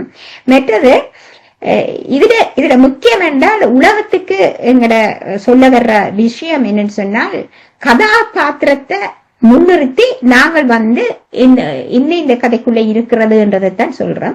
அதுல இந்த கதைகள்ல வர்ற சில பிரச்சனைகளையும் நாங்கள் அதிலே எடுத்து காட்டுவோம். இப்ப ரக்ஷனா சொன்னது போல இதுல அந்த விடயம் கூடுதலாக சொல்லப்பட்டிருக்கிறது என்னன்னு சொன்னா, அது ஒரு கட்டுரை பாங்காக அமைது. நாங்கள் கடந்த நிகழ்ச்சிக்கு முதல் நிகழ்ச்சியாக இருக்க வேண்டும், அதிலும் இதை பற்றி பேசியிருந்தோம். ஒரு சில விளக்கம் வந்து கட்டுரை பாங்காக இல்லாமல் கதாபாத்திரம் பேசக்குள்ள வந்து வேற விதமாக அதை கொண்டு வந்து அந்த விஷயத்தை தந்திருந்தால் இன்னும் சிறப்பாக சுவாரஸ்யமாக இருக்கும் என்று அதை இது பற்றி பேசியிருக்கிறோம். அதே போலதான் இந்த இதிலையும் இந்த கண்டுபிடிப்பு சம்பந்தமாக பேசியதாக இருக்கலாம் என்று இப்ப ரக்ஷனா சொன்னது அதான் இருக்குது. இந்த கதையில எனக்கு மிக பிடிச்ச ஒரு கதாபாத்திரம் அந்த ஆசிரியர் தான். 2 ஆசிரியர்களும் இந்த கஜனுக்கு ஒத்துழைத்து போகின்ற ஒரு ஆசிரியர்கள், தட்டி கொடுக்கக்கூடிய ஆசிரியர்கள் தான். அதிலே வந்து இந்த கிராமத்திலே இருக்கின்ற ஆசிரியர் எனக்கு மிகவும் பிடித்த ஒரு ஆசிரியராக இருக்கின்ற பொன்னர். எவ்வளவுதான் அந்த கஜனை பற்றியோ கஜனுடைய பெற்றோரை பற்றியோ தவறான முறையிலே கூறினாலும் அது எதையுமே காதிலே வாங்காமல் கஜனுடைய மட்டுமே அவர் பேசிக்கொண்டிருக்கிறார். அவர் தட்டி கொடுப்பார், அவர் வாழ்த்துவதாகவும் பாராட்டுவதாகவும் தான் இருக்கின்றார். ஒரு சிறப்பான ஒரு ஆசிரியர் எப்படி இருக்க வேண்டும் என்பதற்கு ஒரு எடுத்துக்காட்டாக இந்த கதையை ஆசிரியர் இது முன்வைத்தது பாராட்டத்தக்கது. இந்த கதையில வேறு மாதிரி எழுதியிருந்தால், ஆசிரியர் வேறு மாதிரி எழுதியிருந்தால் அந்த கதாபாத்திரம் வந்து தூற்றப்படக்கூடிய ஒரு கதாபாத்திரமாக அமைந்திருக்கும். அதற்கு இந்த எழுத்தாளர் தந்த முன்னுரிமை எனக்கு நன்றாக பிடித்திருந்தது. அடுத்ததாக வந்து பொன்னர் என்றது வந்து ஒரு எதிர்மறையான ஒரு குறியீடாகத்தான் இருக்கின்றது. பொறாமை, சாதி வர்க்க பாகுபாடு, பிற்போக்கு சிந்தனை, இதையே எல்லாம் வெளிப்படுத்துகிற ஒரு கதாபாத்திரமாகத்தான் பொன்னர் என்ற கதாபாத்திரம் இருந்தது. அப்ப கஜனிட வெற்றியை வந்து போற்றாமல் ஏளனம் செய்யறது, தந்தையை இழிவுபடுத்துறது, அதுதான் இவரது குணமாக இருக்கிறது. அப்ப இந்த கதாசிரியருடைய முக்கிய நோக்கம் வந்து இப்படியான நச்சு அழிக்கிற நோக்கத்தோட இந்த கதை எழுதப்பட்டிருக்கிறது. மறைமுகமாக சொன்னாலும் இவ்வாறான ஒரு நச்சு கிருமிகள் ஒரு சமுதாயத்தில இருக்கக்கூடாது என்றதை எடுத்து காட்டுவதற்காகவும் இதை அவர் எழுதியிருக்கின்றார் என்று சொல்லலாம். இன்னும் என்ன என்று சொன்னால், அந்த புற்றுநோய்க்கு உருவாக்கிய அந்த நவீன சிகிச்சையை வெளியாக காட்ட வேணும் என்ற ஒரு நோக்கத்துடன் எழுதப்பட்டதாகவும் இருக்கலாம். இந்த 2 நோக்கம், ஒன்று வந்து இப்ப சமுதாயத்தில இதை ஏற்றுக்கொள்ள தன்மை, இந்த மக்களுடைய போக்கு, இது ஒரு தன்மையாக இருக்கின்றது. அடுத்ததாக வந்து இந்த புதிய கண்டுபிடிப்பை வெளியிலே கொண்டு வர வேண்டும், இதை வெளியில காட்ட வேண்டும் என்ற ஒரு உத்வேகம் அவருக்கு தோன்றி இருக்கலாம். அதாலேயும் இந்த கதையை எழுதியிருக்கலாம். கதை சிறிய கதையாக இருக்கிறதா இது பற்றி மேலதிகமாக பேசுவது என்னென்றால், எங்களுடைய சமுதாய சீர்கேடுதான். இந்த பவானியினுடைய அந்த கருத்து எங்களுடைய சமுதாயத்திலே புரையோடி போன இந்த தன்மை, மற்றவர்களுடைய உயர்ச்சி, அதுவும் இவர் சொல்லுவதை பார்த்தால் இந்த சாதி குறைந்த ஒரு பையனாக கஜன் இருக்கின்றார். அப்படியானவர்கள் மேலே வந்துவிடக் கூடாது என்ற ஒரு முக்கிய நோக்கம் அவர்களுக்கு இருக்கின்றது. இந்த நோக்கத்தை அவர்கள் இல்லாமல் செய்ய வேண்டும் என்ற இது இந்த கதையை வாசிக்கின்ற போது தெரிகின்றது. நேரடியாக அந்த கதையை வாசித்துக் கொண்டு போகின்ற போது, சில கதைகள் வாசிக்கின்ற போதே ஆர்வம் இருக்கும், அப்படியா ஒரு ஆர்வம் இருக்கும். அந்த நீங்க சொன்ன போல அந்த கதாபாத்திர வர்ணனை இல்லை. சிறுகதைக்கோ ஒரு நாவலுக்கோ ஏதோ கதாபாத்திரங்களை வர்ணிக்கப்படுறது ஒரு சிறப்பம்சமாக இருக்கும். அதுதான் அந்த வாசகர்களுடைய ஒளித்தோட்டத்தை, மொழி நடை என்று சொல்வார்கள், அந்த மொழி நடை வாசகர்களை தூண்டுகின்ற விதமாக இருக்கும். அதான் அந்த மொழி நடை. அது கொஞ்சம் குறைஞ்ச மாதிரி தான் இந்த இதுல இருந்தது. ஏன்னா கூடுதலாக ஒரு கட்டுரையை வாசிக்கின்றது போல அந்த விளக்கம் இருந்ததாக எனக்கு பட்டது. மற்றபடி அவர் இந்த கதையை எடுத்த நோக்கம் பாராட்டத்தக்கது. அதுக்கு அவருக்கு நிச்சயமாக நாங்கள் நன்றியையும் நாங்கள் நிச்சயமாக சொல்ல வேண்டி இருக்கின்றது என்று கூறுகின்றேன். இப்போது அர்ச்சனா வாங்க, நீங்க இன்னும் சொல்ல நினைச்சீங்க, இடையில விட்டுட்டேன். நாங்க வழக்கமா இப்ப இது எங்களுடைய 9வது நிகழ்ச்சி. 9வது நிறைய நாங்கள் எடுத்துக்கொள்ற எல்லா கதையிலையுமே பெரும்பாலான கதைகள் ஒரு உன்னதமான நோக்கத்தை அடிப்படையாக கொண்ட கதைகளாகத்தான் அது சொல்லப்படுது. அதை நாங்க இந்த நிகழ்ச்சியை நாங்கள் ஆரம்பித்ததுக்கு கூட அது ஒரு முக்கியமான காரணம். இலக்கியம், சிறுகதை என்கின்ற ஒரு இலக்கியம் சமூகத்துக்கு எவ்வாறான ஒரு நல்வினைய கொடுக்குது என்கின்ற ஒரு அடிப்படையில தான் நாங்க தொடங்கினது. அந்த அடிப்படையில பார்க்கும் பொழுது இந்த சிறுகதையில இப்ப நீங்க சொன்ன மாதிரி இந்த ஒரு அறிவியலுக்கு எதிரான ஒரு பிற்போக்கான சிந்தனை என்கிறது மட்டும் இல்ல, அதுவும் முக்கியமான ஒரு விடயம். ஆனா பொன்னர் இப்படியான விடயங்கள் அவர் சொல்றதுக்கு வெறும் அவருடைய பிற்போக்குத்தனம் மட்டும் தான் காரணமா என்கிற ஒரு கேள்வி எங்களுக்கு இருக்கிறது. ஏனென்றா இதே விடயத்தை இன்னொருத்தர் செய்திருந்தால், அதாவது அவர் உயர்வானவர்கள் என்று நினைக்கிற யாராவது ஒருத்தர் செய்திருந்தால் அதை அவர் பாராட்டி இருக்கிறதுக்கும் வாய்ப்பு இருக்கிறது. ஆனா இதுல நாங்க மிக மிக முக்கியமாக கூர்மை நோக்க வேண்டிய ஒரு நிதர்சனமான விடயம் என்னென்றால், ஒரு மனிதனிடம் அவனுடைய தந்தையை பற்றி அவர் விமர்சிக்கிறார். இப்ப எங்களுடைய பெற்றோர் அவர்கள் யாராக இருந்தாலும் ஒரு பிள்ளைக்கும் அவர்களுடைய பெற்றோருங்கிற அவர்களை உலகத்துக்கு கொண்டு வந்தவர்கள், அவர்கள் மேன்மையானவர்களாக தான் அவர்களுக்கு இருப்பார். அது அப்படி இருக்கிற பொழுது ஒரு சமூகத்துல ஒரு கஷ்டப்பட்டு ஒரு முட்டி மோதி முன்னுக்கு ஒரு நிலைமைக்கு வந்த பிறகு கூட ஒரு சபையில் வைத்து அவனுடைய தந்தை என்ற கையால் அடி வாங்கினவர் என்கிற ஒரு விடயத்தை பொன்னர் எப்படி எந்த விதமான ஒரு ஒரு ஒரு மனதில் எந்த ஒரு விதமான ஒரு நெருடலும் இல்லாமலுக்கு இலகுவாக ஒரு மனிதரிடம் முன்வைக்கிறார் என்கிற விடயம். அதாவது சிலர் எதையும் எங்கேயும் சொல்லலாம், சிலர் எதை சொல்ல வேண்டிய கூட முடியாது என்கின்ற ஒரு இடத்துல நாங்க இருக்கிறோம். நேரடியா சில விஷயங்களை சொல்றதுன்றது வேறு. ஆனால் ஒரு மனிதனை அவனுடைய முன்னேற்றத்தை அவன் சாதித்த விடயங்களை அதை மட்டம் தட்டி பேசுகிறது என்பதை தாண்டி அவனுடைய தந்தையை பற்றியே இன்னொரு படித்த மனிதருக்கு முன்னால் அவர் விமர்சிக்கிறார். எந்தவித கூச்சமும் இல்லாமல், எந்தவித நெருடலும் இல்லாமல் பொன்னர் அதை செய்கிறார். இது சமூகத்தில், இது சமூகம் என்கின்ற இந்த கட்டமைப்பில் எவ்வளவு பெரிய ஒரு பிறழ்வான ஒரு நடைமுறை இது நடக்கிறது.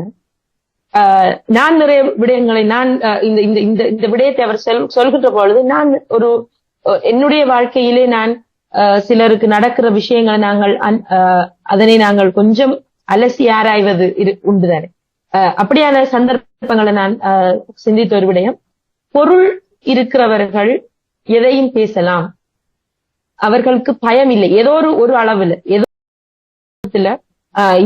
இவர்கள் பேசலாம், இவர்களுக்கு அது இயல்பாகவே அவர்களுக்கு அந்த ஆங்கிலத்தில் நாங்க சொல்ற மாதிரி பிரிவிலேஜ் என்று சொல்றோம். அவர்கள் அதை எப்படியும் அதை முன்வைக்கலாம் என்கிற ஒரு சார்பான தன்மை அவர்களுக்கு இருக்கிறது. ஆனால் இப்ப பொன்னரையும் கஜனை நாங்கள் ஒரே தட்டில வச்சு பார்த்தோம்னு சொன்னால், பொன்னர் அந்த ஊர்ல பிறந்து அந்த ஊர்ல வளர்ந்து அந்த ஊர்லயே வாழ்ந்து அவர் சாதித்தது எதுவும் இல்லை. அவர் அப்ப கூட அதே ஊர்ல ஆசிரியர் ஒருவர் இருக்கிறார், அவர் அந்த ஆசிரியர் கூட இல்லை. யாரோ தன்னுடைய பாட்டன் முப்பாட்டன் சேர்த்து வைத்த சொத்தை காவல் காக்கிற ஒரு பூதமாக தான் அவர் இருக்கிறார். ஆனால் இந்த கஜன் அதே சூழலில் பிறந்து இப்படி அடிமைகளாக நடத்தப்பட்ட இல்லாட்டி ஒரு மிக தாழ்ந்த முறையில நடத்தப்பட்ட ஒரு குடும்பத்திலிருந்து அவன் படித்து முன்னேறி புலம்பெயர்ந்து போய் வேறொரு நாட்டுல பல்வேறு நாடுகள்ல அவனுடைய ஆய்வுகள் சீர்தூக்கப்படுகின்றன. இப்படியான ஒரு சாதனை படைத்து விட்டு வருகிற 2 பேருக்கு இடையில சம்பாஷணை நடக்கின்ற பொழுது கூட பொன்னருடைய கை மேலோங்கி இருக்கு. இதுதான் நாங்க இங்க பார்க்க வேண்டிய ஒரு மிக எளிமையான ஒரு ஈக்குவேஷன். பொன்னருடைய கை மேலே இருக்கிறது. இது நிதர்சனமான ஒரு மிக மிக நாங்கள் ஆழமாக சில கல்வி எங்களை முன்னேற்றி விடும்போது நாங்கள் ஈஸியா சொல்லிவிட்டு போக முடியாது. எங்களுடைய மனங்கள்ல மாற்றம் வர வேண்டும். எங்களுடைய மனம் நாங்கள் இங்கிருந்து தொடங்க வேண்டும். நாங்கள் அதற்காகத்தானே இப்ப நாங்க எல்லாரும் ஓடிக்கொண்டிருக்கிறார்கள் நாங்க அடிக்கடி சொல்ற விடயம். ஏன் ஓட வேணும் என்று கேட்டா, ஏன் ஓட வேணும்? இதுக்காகத்தான் ஓடுறாங்க. ஏதோ ஒரு கட்டத்துல இந்த தராசுல நாமளும் சரிசமமா வந்து உட்கார்ந்துட மாட்டோம். ஏன் அப்படி ஓட வேணும்? ஒரு சமூகத்துல ஒரு ஒரு ஒரு சமூகத்துல வந்து ஒரு ஆசிரியர் இருக்கிறார், ஒரு கூலிக்காரன் இருக்கிறார், ஒரு விவசாயி இருக்கிறார், ஒரு விஞ்ஞானி இருக்கிறார் வச்சுக்கொள்ளுங்க. அந்த அந்த விவசாயி தன்னுடைய தொழிலை சரியாக நேர்மையாக செய்து நியாயமாக வாழ்ந்து அவன் ஒரு மனித தன்மையில எந்த இடத்திலும் அவன் குறைவில்லாத ஒருவனாக இருந்தால் அந்த சமூகம் அவனுக்கு அதுக்குரிய கௌரவத்தை ஏன் கொடுக்க முடியாது என்கிறது என்ன கேள்வி. அதை பொருள் உள்ளவனுக்கு தான் கொடுக்கும். ஏன் ஒரு வீதியை சுத்தம் செய்கிற ஒரு சுத்திகரிப்பு பணியாளராக கூட இருக்கட்டுமே, அந்த வீதியை அவன் முறையாக சுத்தம் செய்து அவனுடைய கடமையை அவன் சரியாக நிறைவேற்றுகிறான் என்று சொன்னால் அவனுக்கு அந்த சமூக மரியாதை வழங்க வேண்டும். இப்படி ஒரு நிலைப்பாடு இல்லாமல் இவர் இப்படி இருப்பதால் தானே இவருக்கு மரியாதை இருக்கிறது. எனவே இவருடைய வீடு போல் என்னுடைய வீடுமானால் இந்த சமநிலைக்கு வந்துடுவோம். இல்லாட்டி இவர் செய்கிற தொழிலை நான் செய்தால் இந்த சமநிலை வந்துவிடும். அல்லது இவருடைய பிள்ளைகள் எப்படி இருக்கிறார்களோ அதே போல என்னுடைய பிள்ளைகள் வந்துவிட்டால் இந்த சமநிலை வந்துவிடும் என்கின்ற ஒரு எதிர்பார்ப்பில் எல்லோரும் ஓடிக்கொண்டிருக்கிறார்கள். அந்த ஓட்டம் தேவையில்லை. எப்பொழுது தேவையில்லாமல் போகும் என்றால், எங்களுடைய மனதில் என்பவன் மனிதனாக இருக்க வேண்டும். அவன் எந்த தொழில் செய்தாலும் அந்த தொழிலை நல்ல முறையில் நேர்மையாக அவன் நிறைவேற்றினால் அவன் சமூகத்தில் ஒரு சிறந்தவனாக மரியாதைக்குரியவனாக அவன் நடாத்தப்பட வேண்டும். அப்பொழுது இந்த ஓட்டம் எல்லாம் குறைந்துவிடும். எங்களுடைய வாழ்க்கையை நாங்கள் தொலைக்க தேவையில்லை. நாங்கள் ஏன் புலம்பெயர்ந்து கூட போக தேவையில்லை என்கின்ற ஒரு நிலைப்பாடு இருக்கிறது. ஏனென்றால் அந்த ஊர் அந்த கட்டமைப்பு அவனை இறுக்கி வைத்திருந்தது. அதை உடைத்துக் கொண்டு அவன் வெளியேறுகிறான். அதனால் கூட இருக்கலாம் அவன் புலம்பெயர வேண்டிய தேவை அவனுக்கு ஏற்பட்டிருக்கலாம். எல்லாம் இருந்தும் எங்களுடைய இங்கே வாழ்வதற்குரிய சுவாத்தியங்கள் அனைத்தும் இருந்தும் சிலர் அந்த கூட்டை விட்டு வெளியேறி விரும்பியோ விரும்பாமலோ அந்த இடத்தில் இருந்து அவர்கள் அந்த டிட்டாச்மெண்ட் என்று சொல்வார்கள், அவர்கள் தங்களை பித்து கொண்டு போகிற என்கிற நிலைமையை இந்த சமூகம் நாங்கள் தான் ஏற்படுத்தி வைத்திருக்கிறோம். எனவே இந்த கேள்வியை இந்த கதை எங்களுக்குள் கேட்கின்றது என்பதுதான் என்னுடைய கருத்து. இப்ப ஆனந்தியன் சொல்றீங்களா?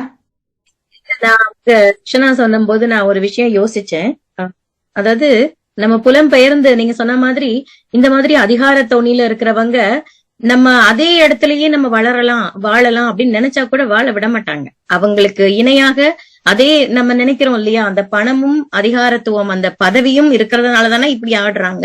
அப்ப நம்ம நல்லா படிச்சு நல்லா சம்பாதிச்சு அவர்களை விட நம்ம சொல்லுவோம் இல்லையா, நீ உயர்ந்த பதவிக்கு உன்னுடைய கையெழுத்து இருந்தாதான் சில காரியங்கள் நடக்குங்கிற லெவலுக்கு நீ வா அப்படின்னு தான் பெரியவங்க எல்லாம் சொல்லுவாங்க இந்த மாதிரி ஏழை மாணவர்கள்ட்ட எல்லாம். ஆனா அவங்க என்னதான் பணம் சம்பாதிச்சாலும் என்னதான் பதவிக்கு வந்தாலும் இந்த பொன்னர் மாதிரி இருக்கிற அந்த அதிகாரத்திலே அதுதான் அவங்க ஒரு வார்த்தை சாக்கடைன்னு யூஸ் பண்ணிருந்தாங்க. அந்த சாக்கடை புழு மாதிரிதான் அந்த பொன்னருங்கிற கேரக்டர். அவங்க இவங்களை வளரவும் விட மாட்டாங்க. அந்த பையன் அதே கிராமத்துல ஒரு பெரிய ஹாஸ்பிட்டல் கட்டி இருந்தா அதுதான் நிதர்சனம். நீங்க என்னதான் நீங்க சம்பாதிங்களேன் உங்களுக்கு அந்த மரியாதை இருக்காது. அது ரொம்ப அழகா சொல்லியிருந்தாங்க. நம்ம கௌசி சொன்ன மாதிரி நானும் அதை ரசிச்சேன். ஆசிரியர்கள் எல்லோருமே நல்லவர்கள் அல்ல. ஏன்னா ஒரு பாடம் போதிக்கிற ஆசிரியர்களுமே அவர்களுக்கு ஃபேவரபிளா உள்ளவங்களுக்கு ஒண்ணு பண்ணுவாங்க. சில ஆசிரியர்கள் பாத்தீங்கன்னா அவங்க சமூகத்துல இருக்கிற மாணவர்களை மட்டும் படிடா நீ இந்த லெவலுக்கு வரணும்னு, அதே ஆசிரியர் ஒரு ஏழ்மையான ஒரு சூழல்ல இருந்து வரக்கூடிய வேற ஜாதி ஒரு குழந்தைய வளர விடாம சூழலும் நம்ம பாக்குறோம். அது கண்கூடா பாக்குறோம். அப்ப இந்த இடத்துல ஆசிரியர் நல்ல விதமாக அந்த பேராசிரியரும் சரி அந்த ரிசர்ச் பண்றவரும் சரி இந்த பள்ளிக்கூடத்துல இருக்கிறவர் அவங்க ரக்ஷனா சொன்ன மாதிரி ஒரு விஷயம் நானும் யோசிச்சு அந்த பொன்னருங்கிற கேரக்டர் நம்ம விளையாட்டா சொல்ற மாதிரி தொபக்கடின்னு குதிச்சுட்டாரு உள்ள. அவருடைய பின்புலத்தை லேசா ஒரு 3 வரிகள்ல அந்த ஆளு எப்பவுமே அப்படித்தான், எந்த குழந்தைங்களையும் வளர விட மாட்டான், அந்த மாதிரி அவரை பத்தின ஒரு சின்ன குறிப்பு கொடுத்திருக்கலாமோ அப்படின்னு. ஆசிரியரை நம்ம உயர்வா நம்ம ஆழமா உள் வாங்கிக்கிட்டோம். இருந்தாலும் அந்த ஆசிரியரை பத்தி இவன் கஜன் படிச்ச காலத்துல அவர் பண்ண ஏதோ ஒரு சில விஷயத்த அப்படி லைட்டா சொல்லி அப்படிப்பட்ட ஒரு ஆசிரியர் இவனை பத்தி பெருமைப்படுறதுல எந்த ஐயமும் இல்லை. அந்த மாதிரி அப்படி சுத்தி ஒரு பின்னல் அழகா போட்டிருக்கலாம். இவங்க சொன்ன மாதிரி அவங்க அந்த படலை திறந்து உள்ள வரும்போது நம்ம 3 பேரும் வெளியே நின்று அங்க என்ன நடக்குதுன்னு பாக்குற மாதிரி நம்மள வெளியில நிறுத்தினதுக்கு பதிலா இந்த குறிப்புகள் கொடுத்திருந்தா நம்மளும் அந்த திண்ணையில உட்கார்ந்து இல்ல ஒரு கஜனாகவோ அந்த வாத்தியாராகவோ அப்படி மாறி அதை ரசிச்சிருப்போமோன்னு எனக்கு தோணுச்சு. மொத்தத்துல அந்த இந்த நோன்றதுன்னு சொல்லுவாங்க, சும்மா இருக்க விட மாட்டானுங்க, தன்மானத்தை சீன்றது அப்படின்னு சொல்லுவாங்க. அது மாதிரிதான் அந்த வேலையத்தான் இங்க பாத்துட்டு இருக்காரு. உங்க அப்பா அது தெரியாதா? ஆனா அவனுக்கு அப்படியே உள்ள அப்படியே பொங்குது. இவன் என்ன லெவலுக்கு வந்தாலும் சரி, என்கிட்ட அடி வாங்கின பையனோட பயதனாடா நீ அப்படின்னு சொல்லிட்டு அந்த இடத்துல அந்த அதிகாரத்துவத்தை காட்டுறது, இதெல்லாம் ஒழிக்கப்பட வேணும்ங்கிறதுக்கு ஒரு நல்ல கதை. நீங்க சொன்ன மாதிரி நல்ல கரு. அவங்க சொல்லிட்டாங்க தெளிவா. எனக்கு இந்தியாவிலும் சரி ஸ்ரீலங்காவிலும் சரி ஒவ்வொரு இடத்துலயும் சிறுகதைக்கான கட்டமைப்பு மாறுபடுது, அதனால நானும் பயின்று கொண்டு இருக்கிறேன் அப்படின்னு அவங்க தெளிவா சொல்லிட்டாங்க. ஆசிரியரும் சரி. இந்த நேரத்துல அவங்களுக்கு என்னுடைய நெஞ்சார்ந்த வாழ்த்துக்கள். அதான் நிறைய இதை பத்தி பேசினாலே பேசலாம் போல இருக்கு. நாவல் எழுதுற அளவுக்கு ரக்ஷனா பேசும்பொழுது நிறைய விஷயம் நான் நோட் பண்ணிட்டே இருந்தேன். ஆமா இல்ல அப்படின்னு சொல்லிட்டு. அதனால நான் சில விஷயங்கள் நானும் யோசிச்சேன் அவங்க சொன்ன மாதிரி. நன்றி. ரொம்ப நல்ல ஒரு அனுபவம் எனக்கு இது, இந்த விமர்சன நிகழ்வு. கௌசிக்கு தான் நன்றி சொல்லணும். சிறுகதை என்றது வீட்டுக்குள்ள இருந்து வெளி உலகத்தை பாக்குறது போல, என்றால் ஒரு கட்டமைப்புக்குள்ள இருந்து கொண்டு வெளி உலகத்தை பாக்குறது போலதான் சிறுகதை என்றுதான் புதுமை பத்தன் சொல்றேன். என்னன்னா விளக்கம் பெரிய விளக்கமாக போகின்ற போது அதுல வாசி கொண்டு போகிறவர்களுக்கு ஒரு சலிப்புத்தன்மை ஏற்படும். அந்த ஓட்டம் நீரோடையாக வந்து கொண்டிருக்கிற இழுத்து தடைப்பட்டு தட்ட தொடங்கிடுவான். அந்த பக்கத்தை நாங்க விட்டுட்டு அடுத்த பக்கம் போறதுக்கு தொடங்கிடுவோம். அதுதான் அந்த பிரச்சனை. அதான் சொல்றவங்க இந்த கற்றப்பாங்காக கதைகள் அமையக்கூடாதுன்ற காரணம் அதுதான். அப்ப இதை வேறு விதமாக எப்படி சொல்லலாம் என்றதுதான் அந்த கேள்வி. இதுதான் சிந்தனை. இந்த சிறுகதையை எழுத தொடங்கும் போது ஏற்படுற சிந்தனை இதுதான். இந்த விளக்கத்தை ஒருவர் தனியாக பொதுவாகவே சொல்லுவாங்க, சிறுகதை ஆசிரியர் தொடங்கிட்டா லெக்சர் பண்றதுக்கு என்று சொல்லுவாங்க. நாங்கள் அதை விளக்கமா சொல்லுவாங்க தொடங்கிட்டாங்க, இந்த கதையூடாக லெக்சர் பண்றதுக்கு தொடங்கிட்டாங்க. அந்த லெக்சர் எங்களுக்கு தேவையில்லை, எங்களுக்கு கதை ஊடாக அது எப்படி என்ன விதமாக அதை உள்நுழைக்கலாம் என்றதுதான் அந்த கேள்வி. ஆனா அதைத்தான் நானும் சிந்திக்கிறேன். இதை நாங்கள் எப்படி மாத்தி இருக்கலாம், இந்த சொல்லுகின்ற இந்த விடயத்தை எவ்வாறு அதை கதையூடாக கொண்டு வந்திருக்கலாம் என்றதுதான் அந்த இது. அது இப்ப பவானிக்கும் அது ஒரு பவானியின் நோக்கம் இதை சொல்ல வேணும். எப்படியும் இந்த புதிய இந்த கண்டுபிடிப்பை பற்றிய விளக்கம் சமூகத்துக்கு இந்த உலகத்துக்கு கொடுக்க வேணும், வாசகர்கள் அறிய வேணும் என்றதும் ஒரு நோக்கம். இந்த நோக்கத்தை நிறைவேற்றுவதற்கு அவர் தெரிவு செய்த கதாபாத்திரங்களாக இந்த 3 பேரும் வர்றாங்க. அதே நேரத்துல இந்த நோக்கத்தை இந்த கண்டுபிடிப்புகளை எதிர்க்கின்ற கதாபாத்திரங்கள் நிறைய புல்லுருவிகள் இந்த சமூகத்துக்குள்ள இருக்கிறாங்க.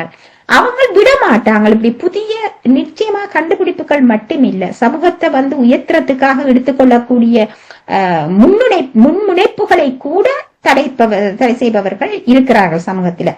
இவர்களை எடுத்து காட்ட வேணும். அவர்கள் என்ன விதமாக அவர்கள் சொல்லுவார்கள். இதுக்கு இந்த சமூகத்துல அவர்களுடைய சாதி பாகுபாடுகள் இப்படி இது எப்படி புரையோடி, இது இதை எப்படி நீக்குவது, இப்படி எல்லா விதமான சிந்தனைகளையும் அந்த எழுத்தாளர்கள் பவானியினுடைய மூளைக்குள்ளே ஓடிக்கொண்டிருக்கின்றது. அந்த ஓட்டத்தை தான் இந்த கதையூடாக அவர் இறக்கி வச்சிருக்கிறா என்றுதான் நான் கருதுகிறேன். மிக சிறப்பான கதை. இதோட நாங்கள் ஒரே ஒரு நிமிடம் ரக்ஷனா சொன்னதுல இன்னொரு விஷயமும் நானும் யோசிச்சேன். அந்த பொறாமை அவர் ஆரம்பத்துல ரக்ஷனா பேச ஆரம்பிச்சே சொன்னாங்க இல்லையா, இங்க இருக்கிற சூழல்லாம் இப்ப குடும்பத்துக்குள்ளேயே அப்படி இருக்கு. நம்ம பொன்னரை விட்டுருங்க, ஒரு குடும்பத்துல இருக்கிற சொந்தக்காரங்களே இப்ப நம்ம பிள்ளைங்க ஒரு லெவலுக்கு வந்தாங்கன்னா அவங்களால தாங்க முடியாது. அது போட்டி போட்டுட்டு இல்ல என்ன இந்த படிப்பெல்லாம் தேவையில்ல, அதெல்லாம் படிக்க வைக்காத அப்படின்னு மட்டம் தட்டுவாங்க. அது குடும்பங்கள்ல இருக்கு. ஜாதி அதிகாரத்துவம் எல்லாத்தையும் விட்டுருங்க, ஒரு சமுதாயத்திலேயே அந்த ஒரு எண்ணம் புறையோடி போய் கிடக்குது. அது அவங்க சொன்னாங்க ஆரம்பத்துல, அதைத்தான் சொன்னாங்க, அந்த ஜலசி தான் அந்த காரணம். இவன் இந்த இப்படி பெரிய ஆள் ஆயிட்டானே அவரால் ஜீரணிக்க முடியல. அதுதான் அங்க விஷயமே. அதுவும் புலம்பெயர்ந்த நாடுகள்ல இன்னும் ஒரு விளையாட்டு இருக்குது. ஒரு ஆள் ஒரு பிள்ளைய ஒரு நல்ல நிலையில் அந்த பிள்ளை படிச்சிட்டால் தன்னுடைய பிள்ளையிட அந்த பிள்ளையினுடைய கொள்ளளவு புரியாமல் நீயும் அது படி என்று கஷ்டப்படுத்தி அந்த பிள்ளையும் அதற்குள்ள கொண்டு திணிக்கிற தன்மையும் இருக்குது. இது என்னன்னா இதெல்லாம் பொறாமைக்குள்ளதான் இதெல்லாம் அடங்குது. ஏண்டா அந்த பிள்ளைக்கு அது முடியும், அது செய்யுது. அப்ப இந்த பிள்ளைக்கு என்ன முடியுமோ அதை நீ செய்ய வைக்க வேணும் என்ற அந்த நோக்கம் அவங்களுக்கு இல்ல. அது செய்து நீயும் செய்ய வேணும் என்ற அந்த தன்மையும் இங்க இருக்குது. இதெல்லாம் அந்த மக்களுடைய மனநிலை, அதான் மக்களுடைய மனநிலையை வெவ்வேறுபட்ட மனநிலைகளைத்தான் இங்க எடுத்துக்காட்டிருக்கிறது. கஜன் எப்படியும் முன்னேறி விட வேணும். அதான் தந்தையிட்ட போய் கடைசியில பூவை வச்சு தந்தையிட்ட அந்த தன்னுடைய உள்ள குமரலை அவன் வெளிப்படுத்துற அந்த சந்தர்ப்பம் கூட அவருடைய மனநிலை. நான் இப்படியான சமூகத்தில் இருந்தாலும் நான் நல்லா வர வேணும், இப்படியான சமூகத்துக்குள்ள இருந்து என்னை ஒதுக்கி வைத்த என்னுடைய தந்தையை ஒதுக்கி வைத்த அந்த சமூகத்துக்கு நான் நல்லது செய்ய வேணும் என்று நினைக்கிற ஒரு நல்ல ஒரு கதாபாத்திரம் தான் அந்த கஜன் என்ற கதாபாத்திரம். அப்படி ஒரு இது. அதே இடத்துல ஆசிரியருடைய இப்படி வெவ்வேறுபட்ட மனிதர்களுடைய மனநிலைகள் இந்த கதையில வெளிக்கொண்டு வரப்பட்டிருக்குது என்றதையும் நான் எடுத்து சொல்லி இந்த கதையாடலை நான் நிறைவுக்கு கொண்டு வருகின்றேன். அடுத்த வாரம் மீண்டும் வேறு ஒரு கதையாடலிலே நாங்கள் சந்திப்போம். இணைந்து கொண்ட அனைவருக்கும் மிக்க நன்றியை தெரிவித்துக் கொள்ளுகின்றேன். நன்றி.